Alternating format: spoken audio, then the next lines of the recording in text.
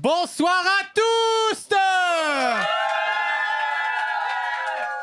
Nous sommes le lundi 1er décembre 2025. Je suis Marguerite Dutrache, l'hôtesse de vos nuits de culture, et nous sommes de retour au bar Les Souffleuses, au 7 rue de la Verrerie, dans le 4e arrondissement de Paris. Et vous écoutez Le Masque et la Plume dans le cul.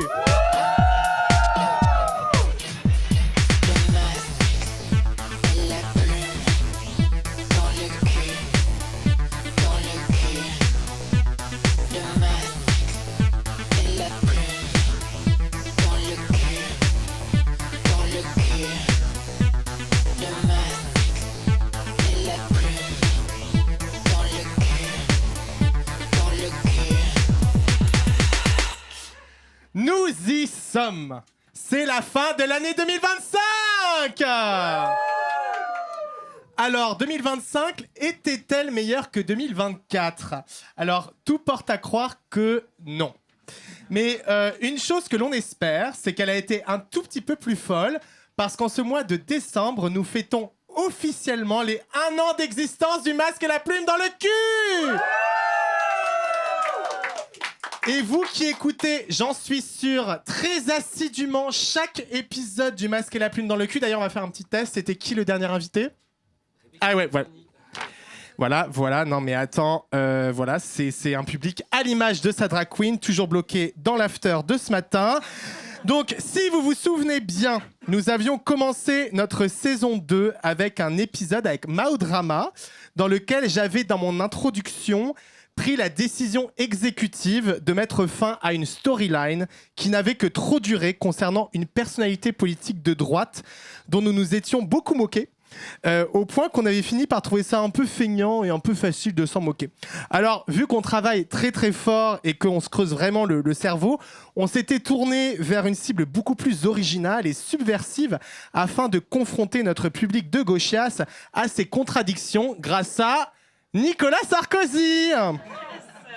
Et oui, hashtag ça dénonce. Mais malheureusement, cette personnalité de la saison 1 est revenue. Nous qui la croyions disparue, au moins pour un moment, elle s'est imposée à nouveau à nous, sans notre consentement, tel Vincent Lagaffe avec le Big Deal, ou le retour du maillon faible sans Laurence Boccolini, sacrilège, ou encore la saison 4 de Drag Race France sans Babouchka Babouche. Ouh. Rachida Dati est de retour. Cri d'horreur. Et elle est plus déterminée que jamais à gagner la ville de Paris. Alors, elle est visiblement toujours pas étouffée par sa propre indécence, comme lors de son dernier coup de com', où elle s'est pointée un samedi soir rue des Archives. Alors, pour ceux qui ne connaissent pas, c'est une rue très gaie et emblématique du Marais, le quartier gay de Paris. Alors, elle s'est pavanée et a pris des selfies avec les gays du quartier. Alors, Dati connaît bien son capital sympathie chez les gays, puisqu'elle avait déclaré en 2020 « Chez les gays, je suis Dalida ». Alors non, Rachida, c'est une déclaration mensongère, encore une fois, puisque Dalida, elle, avait déclaré dès 1985 sur TF1 que, je cite, « Les homosexuels sont des gens comme tout le monde, ce n'est pas une maladie ». Alors que Rachida Dati s'est abstenue en 2021 lors d'un vote pour l'interdiction des thérapies de conversion au Parlement européen. Alors voilà, devons-nous donc vraiment rappeler que Rachida Dati et tout son camp politique, aussi camp soit-elle, n'ont jamais été et ne seront jamais des alliés des personnes LGBTQ+. Et pour citer les mots d'une ancienne invitée, Marlène Saldana, dans la saison précédente, on n'est pas à une contradiction près, mais quand même. Et aujourd'hui n'est pas un jour comme les autres. Nous sommes le 1er décembre et c'est la journée internationale de lutte contre le VIH-Sida. Il nous est donc impossible de ne pas avoir une pensée pour les millions de personnes décédées suite à une maladie liée au sida. Et nous pensons à toutes les personnes aujourd'hui stigmatisées et exclues, car porteuses du virus. Et cela du fait des politiques de droite, de casse des services publics, d'austérité et de contrôle moral et policier que des personnes comme Rachida Dati ont mis en place pendant des décennies.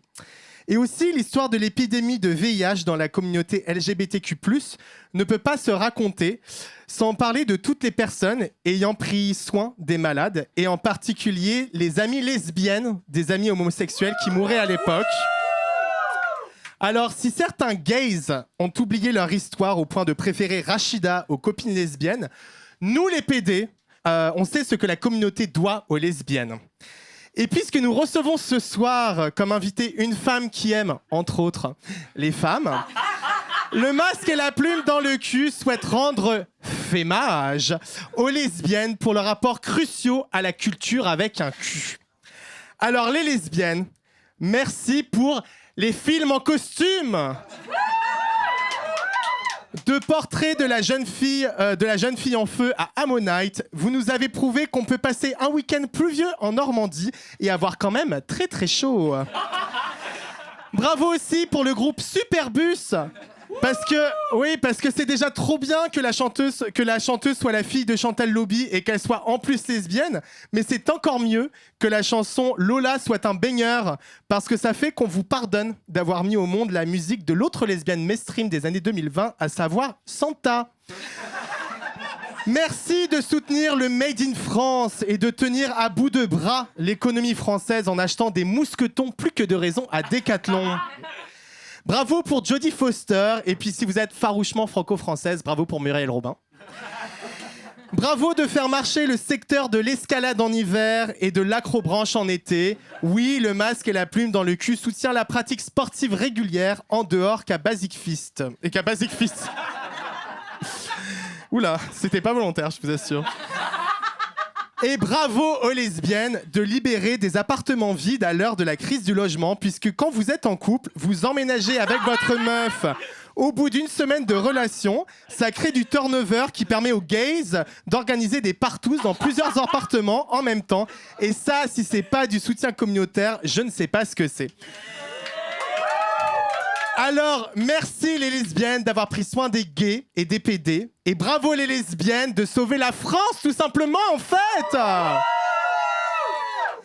Et puisqu'une lesbienne peut en cacher une autre, nous allons faire sortir du placard celle qui reste très secrète sur sa vie sentimentale. Serait-elle la deuxième actrice au monde après Muriel Robin à être ouvertement homosexuelle? Je veux bien sûr parler de Babouchka Babouche. Elle est là! Bonsoir! Mais qui a dit que j'étais actrice? Et avec nous ce soir, la Mother du son du masque et la plume dans le cul, qui peut se transformer en mère fouettarde lors du mois de Noël, à écrire évidemment avec deux L, Noël.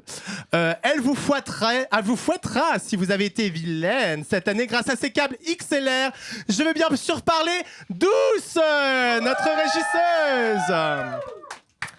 Et ce soir, nous recevons une personnalité, une artiste qui touche à tout. Elle fait de la photo, des films, des podcasts et enflamme les dance floors de la France entière en tant que DJ. Kai Baby est avec nous. Hello. Alors Kai, on va commencer par les choses sérieuses. Parce que tu es une fan de musique pop et aussi de concerts. Alors, on va débriefer avec toi l'actualité chaude de la semaine dernière, les deux concerts de Yel. Ouais. À l'Olympia et au 104. Alors moi j'étais à l'Olympia, toi tu étais au 104. C'était au 104, ouais. Moi je tiens à préciser que dû à des expériences difficiles dans ma vie, j'ai fait une intoxication alimentaire qui m'a obligé à vendre des places pour les deux événements. Parce que la folle avait quand même acheté des places pour les deux événements à 3 jours de séparation. Mais j'étais pas pour qu'on en parle dans le podcast en fait. Du coup, vous allez en parler et je reviens vers vous après. Alors, en mode événement traumatique. Kai, un débrief sur ce concert que moi j'ai trouvé vraiment iconique. Ouais, en vrai on est d'accord sur ce mot. Iconique, ça leur va bien. Moi c'est un groupe, c'est pas la première fois que je les vois. Je pense que je les ai vus, une petite dizaine de fois en vrai à travers les années, donc beaucoup quand même. Moi je les ai vus 3 fois cette année.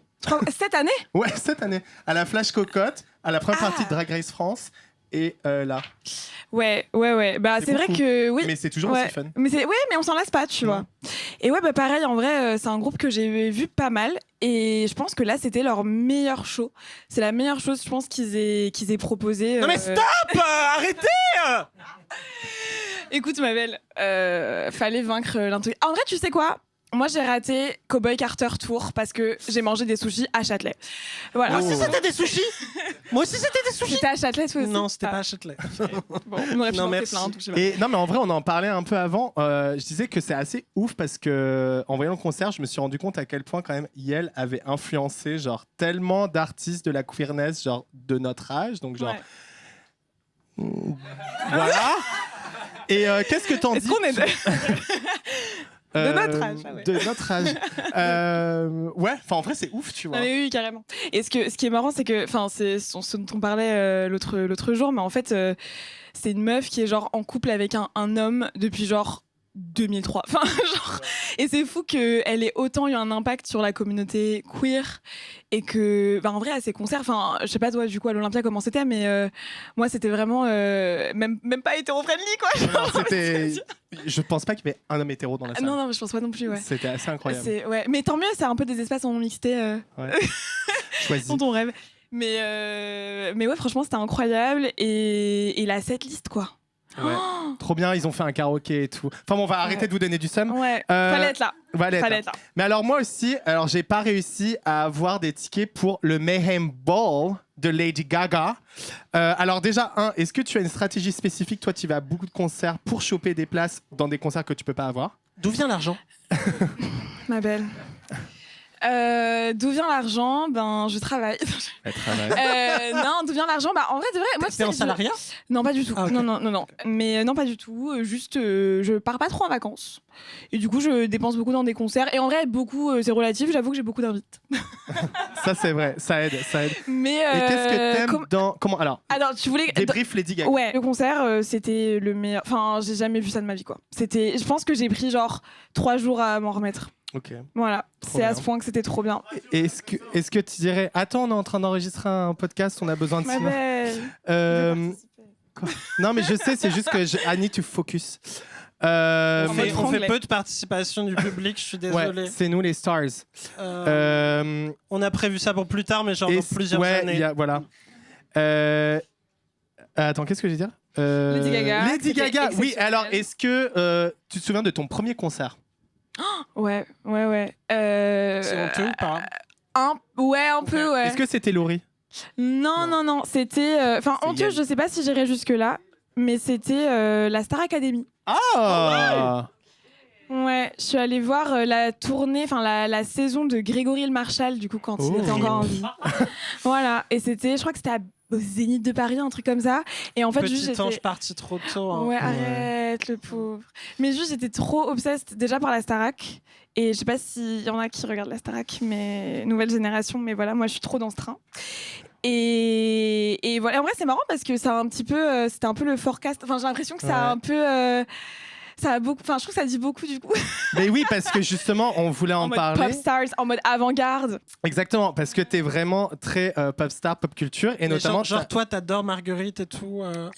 Ben, c'est pas trop ma cam. Tu vois, moi, je suis plus grosse pop star.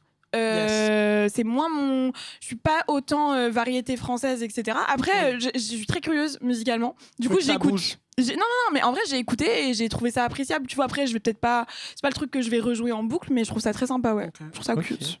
Et donc, justement, ce qui est marrant, c'est que tu as créé un super podcast avec la journaliste Juliette Soudarin. C'est bien ça? Force Ouais, c'est ça. Qui s'appelle Groupie, qui est dispo sur les plateformes. Donc, il y a 8 épisodes. Ouais, c'est ça. Épisodes, ouais. Et en fait, à chaque fois, vous partez à la rencontre de fans, de groupies qui ont à un moment réussi à rencontrer ou passer un moment particulier avec leurs artistes fans. Donc, il y a un épisode qui s'appelle Quand j'ai touché les cheveux de Robert Smith, donc le chanteur de The Cure, ou Quand je suis devenu bestie avec Dua Lipa, ou encore Quand j'ai fait la fête avec Tokyo Hotel. Donc, qu'est-ce qui vous a intéressé dans le phénomène des groupies et dans la culture fan de manière générale? Pourquoi vous avez voulu faire ce podcast? Je pense que ça vient déjà d'une expérience personnelle, quoi. Enfin, Juliette comme moi, on a toutes les deux été fans, alors d'artistes et de groupes très très très différents. Enfin, moi, je suis très pop girlies. Juliette, elle est très rock homme, quoi. Mais voilà, mais c'était cool parce que ça faisait un bon tandem et en fait, on s'est juste rendu compte qu'il y avait pas trop d'espace médiatique qui donnait la parole aux fans, qu'on parlait beaucoup pour eux, mais que leur donner vraiment la voix, le micro pendant 20-30 minutes, c'était un truc qui était assez peu fait. Donc du coup, on s'est dit pourquoi pas, et en fait, on sait que aujourd'hui la Gen Z a un attention span de genre 3 secondes et demie. Donc on s'est dit comment est-ce qu'on peut rendre ça intéressant via le biais des story time. C'est un peu comme ça qu'on a trouvé l'accroche, d'où du coup un peu ce gimmick de rencontre, etc. Mais en vrai, l'intérêt c'était quand même de parler de choses qui étaient un peu plus profondes que juste la rencontre, et d'aller vraiment parler de plein de l'expérience, en fait, de ce que c'est qu'être fan et aussi être une meuf, parce que en fait, quand t'es fan et que t'es un mec, si t'es fan je sais pas, de sport, de ce que tu veux, ce sera rarement moqué, en tout cas. Les mecs qui hurlent devant un match de foot, on n'est pas en train de leur dire ferme ta gueule, quoi. Ou genre pourquoi est-ce que t'es là, ou pourquoi est-ce que t'as des émotions qui te dépassent à ce point, etc. Alors que des meufs devant One Direction, c'est directement relié à d'autres choses. Donc voilà, nous ça nous intéressait de pouvoir parler de tout ça. Bah ici je sais pas si on est dans un safe space, mais on est dans un espace de vérité. Alors je vais commencer à... J'étais Gleek. Moi aussi. Oh mon Dieu, moi aussi. Et du coup, je voulais savoir, toi, ton fandom, c'est vraiment celui-là aussi que t'étais jusqu'au cou, ravagée, complètement folle, à regarder les épisodes en live à 3h du matin? Tellement. Mais moi, Glee, c'était tout, quoi. C'était tout. Vraiment, Santana, merci. Même Rachel, merci, ma vie. L'épisode où ils font une chanson et ils dansent tous dans des fauteuils roulants. Écoute, pour l'époque, un fauteuil roulant. J'y pense. Bref, ouais. J'y pense beaucoup. Je pense que, ouais. Aujourd'hui, un peu hard watch, mais voilà. Bon. Moi, ça va, j'ai pas d'amis en fauteuil roulant. Donc, dans chaque épisode du podcast, vous décortiquez un aspect de la culture fan. Et donc, justement, comme tu disais, on découvre qu'il y a bien plus que cette image un peu misogyne d'adolescente immature. Je sais pas si tu te souviens, il y avait le petit journal qui faisait cette chronique qui s'appelait Eaux précieuses, où c'était vraiment genre que des mecs genre comme ça. Et en fait, quand tu regardes, c'est en mode genre tellement sexiste.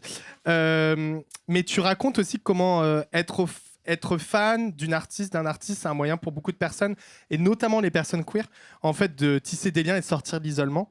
Qu'on peut ressortir à l'adolescence quand on est différent. Et donc justement, ça a joué quel rôle pour toi, la musique, la pop culture, la culture fan dans ton adolescence? Ça ressemblait à quoi ton adolescence? Moi, en fait, j'ai grandi sur Tumblr, donc je pense que ça répond à beaucoup de tes questions. Moi, j'étais extrêmement fan de Lana Del Rey, de Marina and the Diamonds, de Charli XCX, voilà. Et donc vraiment, j'étais la Tumblr girl originelle. Et je pense que être fan, et en tout cas... T'avais beaucoup d'amis gays, non? Tellement. Mais en fait, je crois que... Ouais, mais tu sais que littéralement, je peux noter le jour où je me suis rendu compte que j'étais queer. Parce que genre, c'est le jour où je suis allée au concert de Marina and the Diamonds et que j'ai regardé tout le monde autour de moi et que je me suis dit, ouais.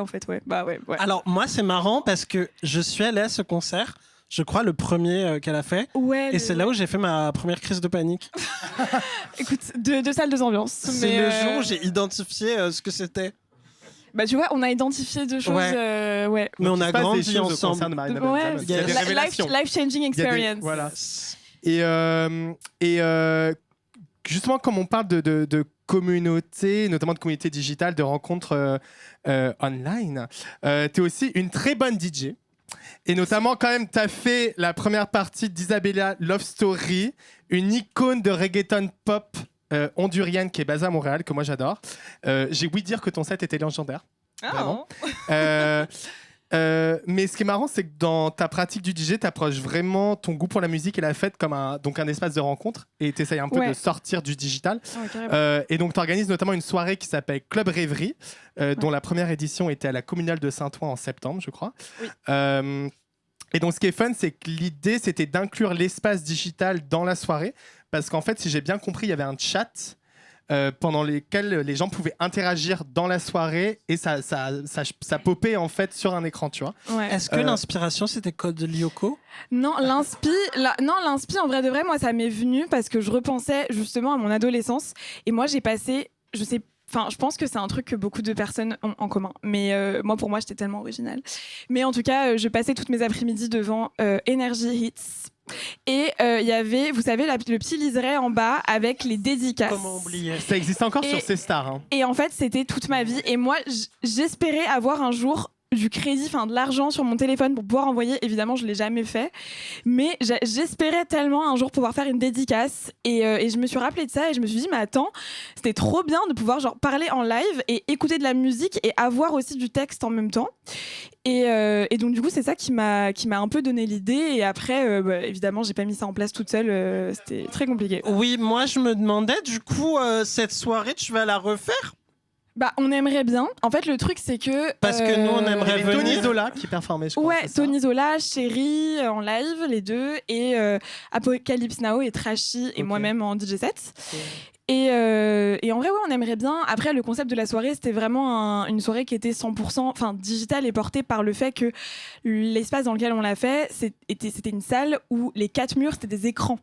Et donc, du coup, il y avait du VJing vraiment. T'es en train de nous 3D. dire qu'en fait, fallait être là. Non, mais retrouver une salle comme ça à Paris, avec une aussi petite capacité aussi, parce que on peut pas non plus remplir des grands espaces. C'est un peu difficile, ou en tout cas des espaces où il y a un espace moins 300 places avec des bons écrans et tout. Si jamais quelqu'un écoute ce podcast et a un plan, n'hésitez pas. Moi, j'ai l'Accor Arena peut-être. Ouais, on y pense, figure-toi. Je pense que pourquoi pas, ouais. Ou devant, à côté de la statue de Johnny Hallyday. En out, en open air. Ouais, why not? Écoute, c'est un peu froid là, mais on ramène nos propres écrans. On vidéo projette sur la pelouse de Bercy là. Ouais. Et ça passe. Alors, donc justement, Kai, tu as pas mal fait de choses pour transformer ces espaces digitales ou personnels vers des expériences collectives. Donc, tu as notamment fait des sessions d'écoute collectives d'albums où vous débriefez, en fait, où les gens débriefent ensemble et parlent de leurs sentiments, leurs opinions d'albums. Ouais. Je crois que le dernier, c'était Luxe de Rosalia, ou il y en a eu un après? Non, Intense. On n'a pas fait Luxe. Ah, tu es mal renseigné. Hyper fake news. Pourtant, je suis un très bon journaliste. Non, on a fait Rina Sawayama. Ah à la Flèche d'Or, et c'était super. Trop bien. Ouais. Et tu fais aussi un projet qui est super cool qui s'appelle la Kai Academy. Donc tu donnes des ateliers sur plusieurs jours où tu donnes des cours à des débutants de DJing. Et je crois qu'à la fin, il y a parce qu'il n'y a pas assez de DJ queer à Paris. Exactement. Mais justement parce qu'il y a pas mal de DJ qui se plaignent un peu ou qui critiquent le fait que maintenant tout le monde est DJ parce que les logiciels sont plus faciles à utiliser, moins chers qu'auparavant. Et qu'en gros, c'est plus des positions de fame, et qu'en gros, plus personne s'intéresse à la musique, blablabla. Et toi, en fait, littéralement, la KI Academy, c'est le contre-pied de ça. 100%. Puisque toi, ce qui t'intéresse, c'est genre de démocratiser la pratique, la rendre accessible à des gens qui n'auraient pas les clés. Donc, ça fait en fait vachement écho aussi à ce que tu fais avec la session d'écoute. C'est vraiment s'approprier des trucs de regard critique, etc. Donc, pour toi, qu'est-ce que tu recherches dans un bon DJ ? Pourquoi ça t'intéresse justement d'être en mode mais en fait tout le monde peut DJ, c'est pas un truc exclusif de sa vente? C'est quoi qui fait la différence pour toi? Je pense que déjà il n'y a pas de bon DJ. Je pense que ça c'est une grille de lecture qui est déjà hétéro-patriarcale, capitaliste, enfin tout ce que tu veux, mais en tout cas qui est pas la mienne. Il y en a des mauvais. Il y en a des mauvais, mais en fait je pense que moi je suis pas apte à juger, tu vois, de qui est bon et qui est mauvais, en tout cas au sein de cette session de cours là, tu vois. En fait juste moi ce que j'aimerais c'est que, enfin moi quand j'ai appris à mixer déjà, je me suis rendu compte que rien que si tu regardes sur YouTube, c'est que des hommes blancs, hétéros très certainement, qui en fait c'est hyper inaccessible je trouve. Juste de ce point de vue là, je trouve ça très très inégal et très dur de se projeter dans quelque chose où les personnes qui détiennent, grosses guillemets, ce savoir le verrouillent et le gardent pour eux. Et en plus de ça, en fait, quand tu as l'impression que les personnes qui détiennent ce dit savoir ne te ressemblent absolument pas et n'ont rien à voir avec toi, je trouve que c'est dur du coup de se l'approprier. Et je pense qu'aujourd'hui, en tant qu'adulte, il y a une chose que moi en tout cas que j'estime qui est super importante, c'est d'avoir des hobbies et d'apprendre des choses nouvelles qui n'ont pas forcément pour but d'être professionnalisantes ou sur lesquelles on peut capitaliser. Et je pense que juste d'avoir ce cadre-là, où pendant 5 ateliers, 5 semaines, tu viens et t'apprends quelque chose de nouveau, sans forcément avoir envie d'en faire une carrière, je pense que déjà en tant qu'adulte, c'est un truc qu'on peut féliciter et applaudir. Et en tout cas, moi, qui me touche énormément, de me dire que y a des personnes qui juste ont envie d'apprendre quelque chose de nouveau avec moi. Et Juste, t'es en train de me dire qu'actuellement à Paris, il y a des personnes queer qui n'ont pas pour ambition d'être DJ ou star? les pauvres. Non, mais oui, bah, en vrai, tu sais, il y a un monde parallèle dans lequel on n'est pas. Non, mais ouais, et je pense aussi que là, du coup, petite exclue, mais du coup, ce sera sorti quand le podcast sortira certainement. Mais là, j'ai écrit un petit fanzine sur la transmission intracommunautaire et justement sur cette expérience de la K-Baby Academy. Et je suis allée un peu contacter d'autres DJ dans la France qui ont des pratiques d'ateliers en mixité choisie ou en non-mixité queer pour un peu essayer de comprendre ce que ça leur apporte aussi à LE. Et ça m'a trop touchée, en fait, de rassembler tout ça, de mettre mon expérience quelque part, mais aussi celle d'autres, pour un peu... Enfin, en plus, c'est des gens que moi, je connais pas, que j'ai vraiment contactés en ligne, de Rennes, de Nancy, de Nantes, de Lyon, de Marseille, et juste de pouvoir un peu centraliser toutes ces pratiques-là, quelque part, ça, c'est quelque chose qui, moi, me touche, voilà, et que je trouve important. En tout cas. Et d'ailleurs, tu as aussi un podcast avec Station Station où tu vas à la rencontre de clubs queer de nuit et de bars queer en France. Ouais. Est-ce que là, concrètement, tu as combien de podcasts? Non, j'en ai. Du coup, Groupie, c'est fini. On a fait une saison. Qui du coup, je pense qu'il n'y en aura malheureusement pas de deuxième, faute de financement. Voilà. Si jamais quelqu'un a de l'argent.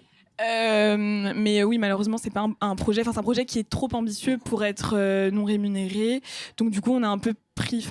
Mais heureusement, tu as une nouvelle actualité, oui. C'est ça. Je vais être comme moi. On s'est un peu dit, vas-y, on a fait une saison qui est bien. On s'arrête sur cette saison. Et si jamais un jour on a l'occasion de faire autre chose qui peut être subventionné ou financé, dans ce cas-là, let's go. Mais donc, du coup, là, en septembre, j'ai lancé sur Station Station une émission de radio qui s'appelle Club Club. Donc, du coup, qui est ma deuxième émission techniquement, mais la seule active. Ça va. Voilà. Et tu peux nous dire un peu ce que donc l'idée c'est que tu vas à la rencontre donc des lieux de queer club, bar, etc. Des lieux de queer. Et est-ce que tu peux nous dire un peu notamment en dehors de Paris, comment ça se passe, parce qu'on sait déjà qu'à Paris il y a pas mal de répression, que c'est difficile économiquement. C'est quoi un peu ton sentiment aujourd'hui de qu'est-ce que les gens racontent, comment les lieux se passent, c'est quoi les difficultés ou les joies que tu as rencontrées? C'est quoi un peu là ton petit tour de France des lieux queer? T'en tires quoi un peu comme petit bilan? En vrai, là pour l'instant on est au début parce que j'ai commencé à enregistrer en septembre et c'est que un par mois. Et là, on est en décembre. Donc, pour l'instant, on est au début. Mais pour l'instant, en vrai, j'en tire que c'est énormément de galères. Et que plus le temps avance et plus j'ai l'impression que c'est compliqué.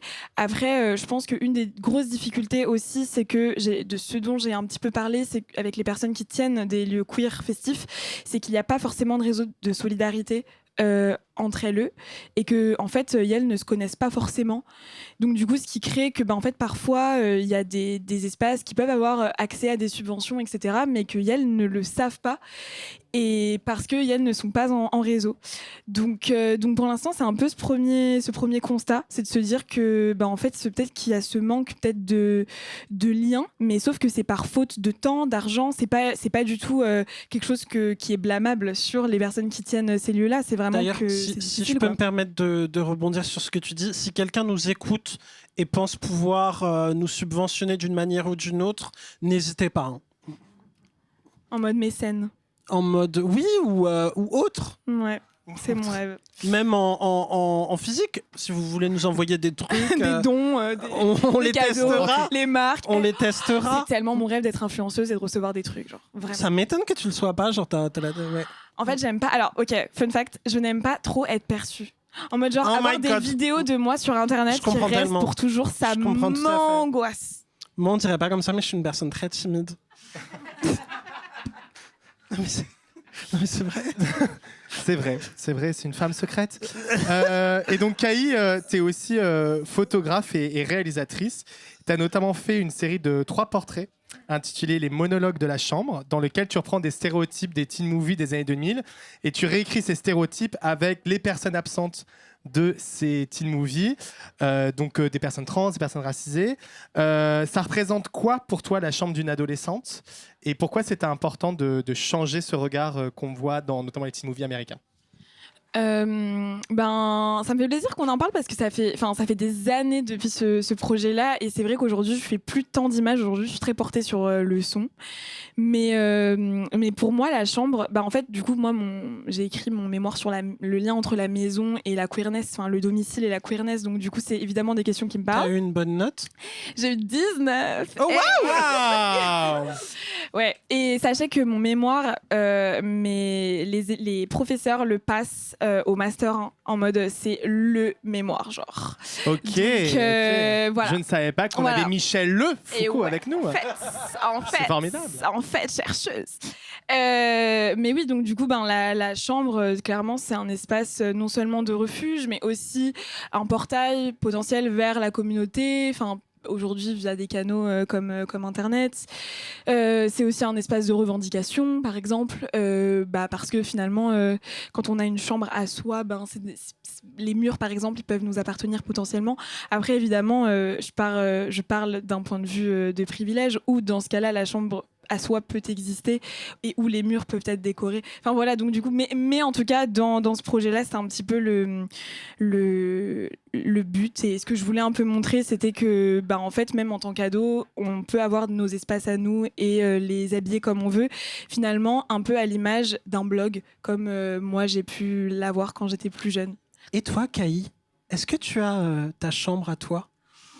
Ma belle, j'habite genre dans 24 mètres carrés. Donc, j'ai pas de chambre, mais j'ai mon salon à moi. C'était une citation de Lorraine Bastide.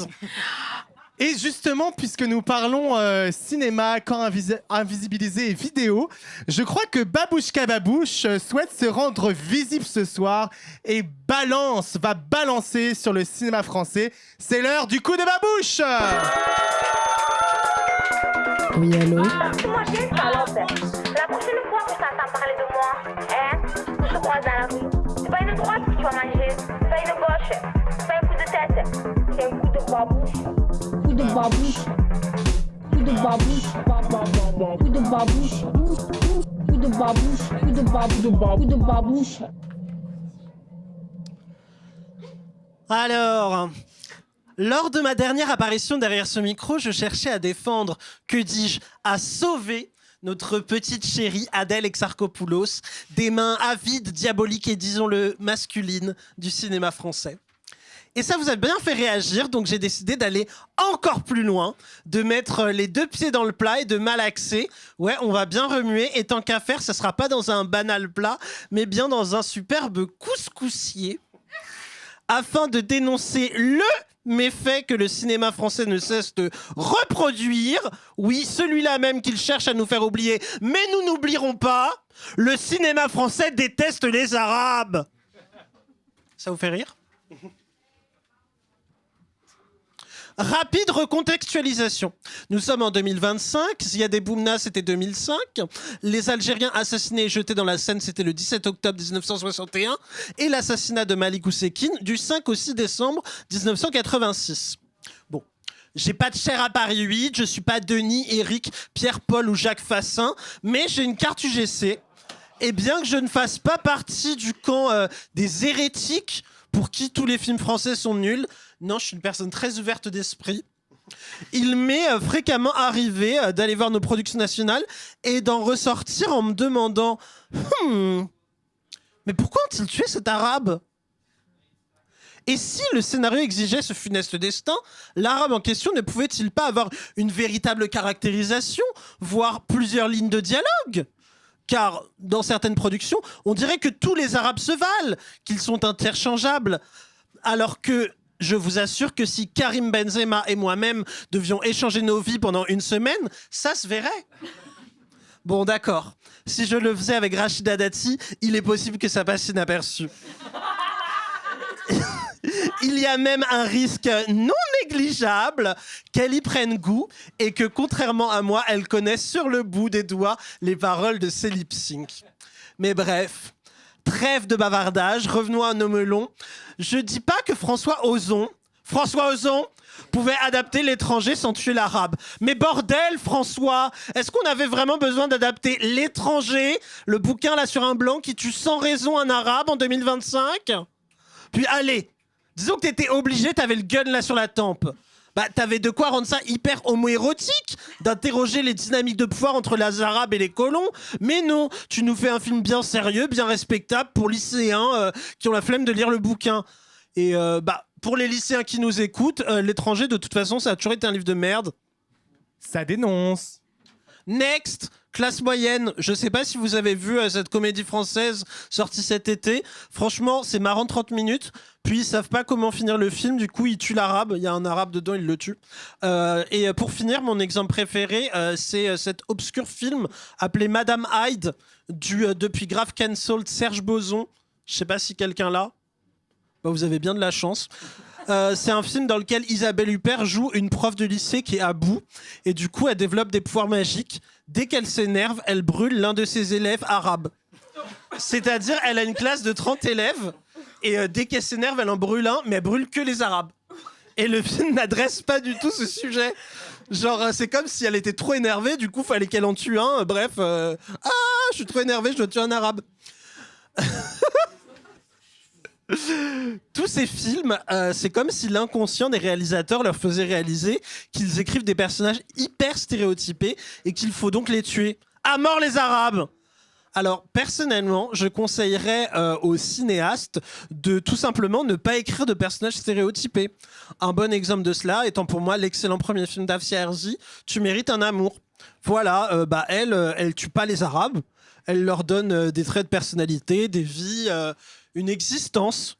Et je pense que c'est ça qu'on doit faire. Merci Babouchka Babouche pour ces mots toujours d'utilité générale. Alors Kai, en plus d'être DJ, photographe et tutti quanti, tu es aussi... Arabe. Littéralement. Tu es aussi lesbienne à plein temps. Et ça, c'est génial. Alors, t'en dis quoi du monde du dating lesbien ? Question vaste là. Question vaste. Écoute, en vrai, moi ça va. Moi ça va très bien. D'accord. Alors, puisque c'est la fin d'année, on voulait donner pour finir la parole à vous, les auditeuristes. Oui, on voulait terminer par une note d'amour. Alors, parce qu'on aime bien rigoler, on a demandé à nos auditeuristes de nous envoyer des anecdotes de premier rendez-vous, de premier date que vous avez que vous n'avez pas su gérer, que vous avez trouvé gênant, drôle, bref, juste pas possible, cata. Mais quoi. on soutient quand même. On soutient. Alors, Kai, puisque tu m'as dit avoir plein d'anecdotes de premier date, je propose que tu ouvres le bal. Kai, tu as 1 minute pour raconter un date gênant, drôle. Partage. Ok. Alors, en fait, c'est un premier date qui n'était pas vraiment un date et dans lequel moi, j'étais pas en date. Ok, je vous explique. Donc, en gros... C'était avec ton psy? Je suis comme ça. Traumatisme. En gros, c'était genre, j'avais, je sais pas, 20 ans, un truc comme ça. Je parlais avec une meuf, on s'est rencontrés au concert de Lana Del Rey. Bref. On se rencontre au concert de Lana Del Rey et il s'avère que bon, on se revoit quelques semaines après, etc. Ça se passe super bien. Cette meuf habite en Suède. Après, quelques mois après, on continue à se parler H24. Quelques mois après, elle vient chez moi. Il se passe rien du tout. Il y a aucune vibe, rien. Elle rentre chez elle en Suède. Plus jamais aucune nouvelle. On s'est vraiment mutuellement ghosté. Elle habitait à Uppsala. Quoi? Je connais pas ces endroits. C'est une ville en Suède. Besoin qu'elle y aille. Bref. Anyway, du coup, oui. Donc, j'avais oublié ce qui se passait après. On coupera. Du coup, donc elle rentre chez elle. Je n'entends plus parler de cette personne pendant 1 an. 1 an plus tard, il s'avère que moi je voulais aller à Amsterdam pour vivre ma vie, quoi. Enfin, juste aller à Amsterdam pour kiffer. Et je sais plus pourquoi, je crois que je fais un tweet ou un truc comme ça ou une story et elle y répond alors qu'on n'avait eu aucun contact pendant 1 an. Et elle me dit mais moi aussi j'aimerais bien aller à Amsterdam et tout. Et je fais vas-y, t'es chaud, on y va ensemble. Déjà première erreur. Bon. Pourquoi est-ce que je sais pas. Bon. Du coup je fais vas-y, t'es chaud, on y va ensemble. On y va ensemble. On arrive à Amsterdam et moi le premier soir, j'avais vu qu'il y avait, je sais pas si vous voyez, Maggie Rogers, une artiste, qui passait en concert, et je me suis dit, je suis là, autant aller au concert. Je vais au concert, je lui propose de venir, elle me dit, ok, vas-y, je viens, cool et tout. Je vais au concert, et elle me dit, je te rejoins à la salle. elle arrive, mais elle me dit finalement en fait je vais passer le concert toute seule derrière sans toi. Je suis en mode ok, Étrange. ok, pas de problème. Enfin, on se rejoint à la fin du concert. Le concert se finit, on sort et en fait je capte qu'elle est avec quelqu'un d'autre. Oh my god. Et qu'elle a passé le concert avec cette autre personne. Sa meuf? Et non mais je sais pas. Et en fait elle me dit c'est ma pote qui vit à Amsterdam. Et je suis en mode ok, cool, vas-y on va boire un verre. Donc on va boire un verre toutes les trois. C'était sa mère. Non, franchement, blue-haired lesbian. Écoute, tu sais, vois ce que certaines personnes c'était connaissent pas la lesbianité très tard dans la vie. Non, Elles s'éteignent à 65 ans, ça se déteint les bleus. Hein. Les bleus. Et on respecte, mais là c'était pas le cas. Ok. Bref, du coup, on va au bar, on se pose, etc. On commence à discuter. L'autre personne, du coup, est super sympa.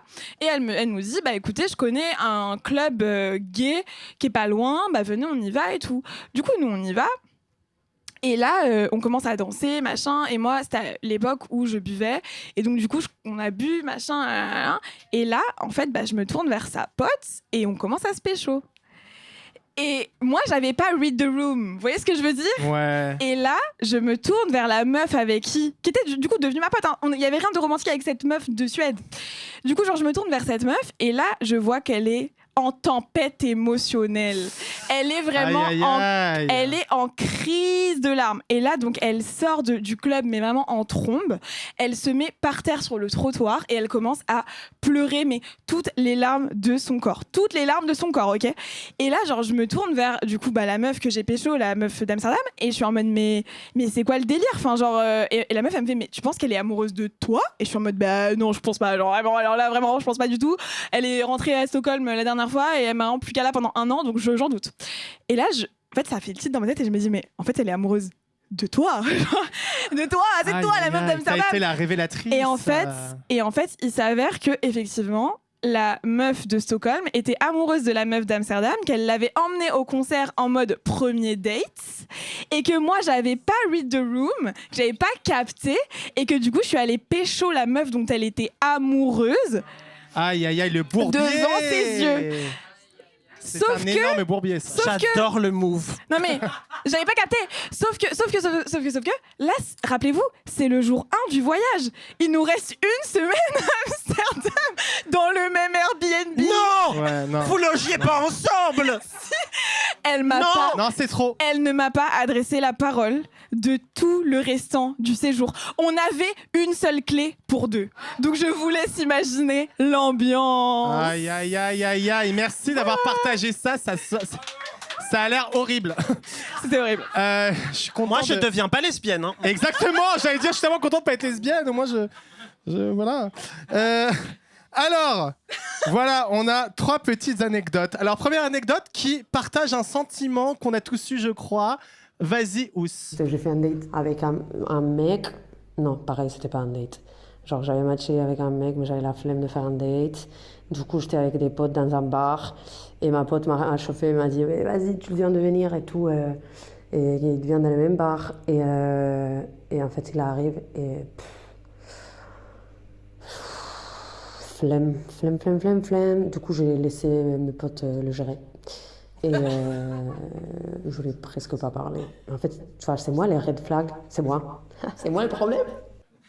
Alors non, tu n'es pas le problème, chère auditorice, mais je tiens à préciser qu'une autre auditorice nous a envoyé une petite histoire par écrit en disant qu'il lui arrivait plus ou moins la même chose, en mode genre j'ai grave la flemme, mais après j'ai parlé avec les gens de la table d'à côté, on est devenus potes et on s'est moqué de mon date avec qui ça marchait pas. Alors un conseil, quand tu as la flemme, qu'est-ce que tu fais ? Tu t'en vas ou tu joues au jeu ou tu shame ? Ah non, moi je suis trop honnête pour ça, j'ai pas la force. Hein. Ok. Ah non, là C'est non. pas safe space ce qu'on propose là. Tellement Non, pas. mais bon, c'est pas safe space. Ok. Ok, donc toi t'es honnête, on s'en va, on se lève et on se casse. Tellement. Ok, super, c'est noté. Alors, deuxième vocal. Alors là, on a 2 vocaux. Après, moi, si je peux me permettre, ça dépend s'il y a à manger ou pas. Ah, ça c'est vrai. Non, mais parce que s'il y a de la nourriture qui est servie, je vais pas partir. Non, mais soyons réalistes 2 minutes. C'est vrai, c'est très... ouais, c'est Il y a de la gratuité. S'il y a de la gratuité, t'attends la Mais, fin du date et tu te casses, ouais. Enfin, on est en période de récession, hein. Mais alors, moi, je peux partager un truc. Premier date, enfin, on s'était vu genre une fois. Deuxième date, le mec me fait... J'ai des billets... Alors, c'était bien avant toute la cata. J'ai des billets gratuits pour aller voir Kanye West en concert. Moi, je savais que j'étais pas du tout intéressé. Mais j'étais en mode, il a des billets gratuits pour aller voir Kanye West. Donc, évidemment, je dis oui. Et après, bah, tu sais, ça te pose des T'es vrais allé voir dilemmes. Kanye West dans ta vie? En 2015, ouais. Oh la chance. Ouais. Je sais pas si C'était trop bizarre. C'était. Mais en fait, j'étais pas fan, mais c'était gratuit. Enfin, tu dis pas non. Enfin, c'est comme les. Oui, la puis foot, maintenant hein, tu peux plus quoi. Alors là, on a reçu 2 vocaux pour terminer, qui se répondent de manière étonnante. Premier vocal, on écoute. Alors c'est un date via les applis. On n'a pas beaucoup parlé avant de se voir. On se retrouve dans un bar assez tôt, genre je sais pas, 19h. Et je comprends qu'elle vient de loin. Genre elle a pris 2 RER pour venir et tout. Donc bon, je me dis, j'espère que ça va aller parce qu'elle a fait de la route et tout. Donc bon, faut pas que ça dure 5 minutes. Donc on papote. Moi j'aime pas que les premières questions ça tourne autour du travail. Je préfère parler d'autre chose. Donc on parle d'autre chose. Et quand même à un moment, elle me demande ce que je fais dans la vie et je lui retourne la question. Et elle me dit bah avant j'étais gendarme. Plot twist. Je le suis plus, alors je sais plus ce qu'elle faisait. Donc j'avale un peu ma salive de travers en mode avant mais c'est voilà. Et là elle donc je me dis bon, arrête, ça peut arriver, enfin les gens peuvent se tromper, elle a fait ça quand elle était jeune, enfin elle en est revenue a priori, enfin elle fait autre chose, etc. Ça recrute, hein. Mais là, elle me dit, non, ouais, c'était compliqué comme métier et tout, mais j'ai gardé des super bonnes relations avec tous mes potes gendarmes actuellement, quoi. On est trop potes. J'ai fini ma bière et je lui ai dit, je suis désolée, j'y vais, quoi. Je m'en vais. Et je suis partie. Ça a duré, je pense, 45 minutes. Mais c'était pas possible, quoi. C'était pas jouable. Et elle a repris ses 2 RER, la flic. Force à elle. Alors oui, là, on pose la question. Aïe, aïe, aïe. Kai, qu'est-ce qu'on fait quand on est en rendez-vous avec quelqu'une dont on ne partage pas forcément les opinions politiques? Les Gwyn de droite, c'est ton truc ou pas? Oh là là, alors loin de là. Moi vraiment, je peux pas supporter. En fait, je crois Ça que t'est déjà arrivé? Non, mais parce que je pense que déjà je fais un tri avant, tu vois. Je peux pas supporter ça et vraiment, je crois que moi je crois que c'est parce que je suis taureau. J'ai trop la flemme d'argumenter. J'ai pas la force d'aller argumenter avec quelqu'un, d'expliquer pourquoi je pense pas la même chose que toi et blablabli et blablabla et perdre ma salive et mon temps dans quelque chose. Donc en fait, je pense que si déjà de base j'ai un mauvais pressentiment, je vais pas, tu vois. Donc là, je pense que j'aurais fait un peu pareil que cette personne, c'est-à-dire on se lève et on se casse. Ouais, 100%. En fait, je crois que c'est un petit. Ouais. Je crois c'est un peu ta DA. Ouais, j'aime ça. grave. Moi, je pose la question du travail en première question. Comme ça, t'es sûr, ouais. Ça écoute à 5 minutes, t'as pas 45 minutes. Ouais. Non, mais parce que c'est vrai, il y a des travails qui font moins rêver que d'autres. C'est vrai. Toi, du coup, quand tu dis que t'es drag queen, ça fait rêver. Et pour finir. Alors, si notre précédente auditrice n'a pas été sensible par le sex appeal de la policière, on en a une autre qui, visiblement, n'est pas de cet avis. On écoute. Salut le masque, petite anecdote d'un date qui a bien commencé, qui a terminé malheureusement avec la police, pas la police française, mais bon, c'est la même chose, et puis qui a reterminé bien, heureusement. Donc je suis avec une meuf en date, on décide de rentrer chez elle, faire nos petites affaires. Et voilà, dans cette ville, les gens se déplacent exclusivement en moto. Donc on est à 300 mètres de chez elle, mais elle veut absolument reprendre sa moto. Ce que je lui déconseille évidemment de faire, mais elle la prend quand même. Ce qui me déplaît pas sur le moment, puisque bon voilà, elle avait pas une conduite extrêmement, disons, civique, étant donné qu'elle avait une main sur le guidon, une main autre part, mais bref, ça... je pense que par ailleurs la police nous a suivis pour cette raison. Donc bref, on se fait arrêter, la meuf avait bu, voilà, elle avait bu et elle dépassait largement le taux, donc ça a été du pénal. Donc 2 jours après, elle a dû passer en jugement, voilà, et elle a, voilà, on lui a retiré son permis pour 10 mois. Ça s'est soldé aussi par une grosse amende. Bon, disons, pendant les 1 heure où la police nous a arrêtés sur le trottoir, moi j'ai eu le temps de réfléchir à tout ce que j'allais faire pour compenser ce problème, disons. Voilà, donc j'ai eu quelques idées. On peut dire que c'est un date où la police Non, je vais pas dire ça. Moi, si je veux dire. Ou la police m'a inspiré. C'est peut-être un red flag. Enfin, voilà. Alors là, on peut clairement citer Sexy Sushi jusqu'au bout. Le sex appeal, la policière m'a fait mouiller devant derrière. Là, il faut, il faut décortiquer. Il y a beaucoup de choses qui se passent dans ces vocales. Il y a beaucoup de choses qui se passent. Il y a eu des plot twists et tout. Ouais, genre... Pour 300 mètres, est-ce que ça la vaut meuf, peine elle a vu la bécane, elle a vu la flic, elle a vu la meuf et elle s'est dit... Wait a minute. On pourrait faire un jeu de rôle. Et je ne parle pas de Magic the Gathering. Alors, on en pense quoi, Caï Est-ce que tous les kings sont permis même quand ça implique la police? Fermons Question nos piège. esprits. Fermons nos esprits, par pitié. Non, vraiment, fermons nos esprits. Ok. Ouais. Non, je pense que... Après, on choisit pas ses kinks. Ah. Dit-elle avec des lunettes mouches. Bon, alors moi, il faut savoir que j'ai aussi genre une espèce de casquette avec une... T'as un king police? Non, j'ai un kink skater comme mon look là, un peu. Skater, genre... Vous avez l'impression d'avoir votre sexualité maîtrisée en contrôle? En contrôle de la police, oui. Ouais, voilà, ouais. Non, Ouais. mais je baisse pas la police. Enfin, Ah bah si, on nique la police en fait, merde. Bon allez, sur cette note kinky problématique, nous arrivons à la fin de ce podcast. Un énorme merci à Kai Baby d'être venu se mettre une plume dans le cul avec nous ce soir.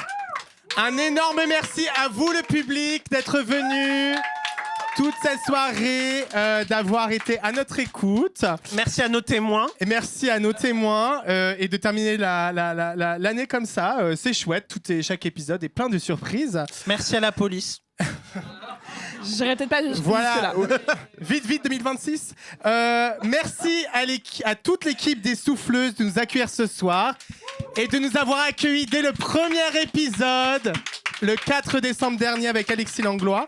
Pour ceux qui découvrent le podcast ce soir ou qui l'écoutent, écoutez tous les autres épisodes, ils sont chouettes.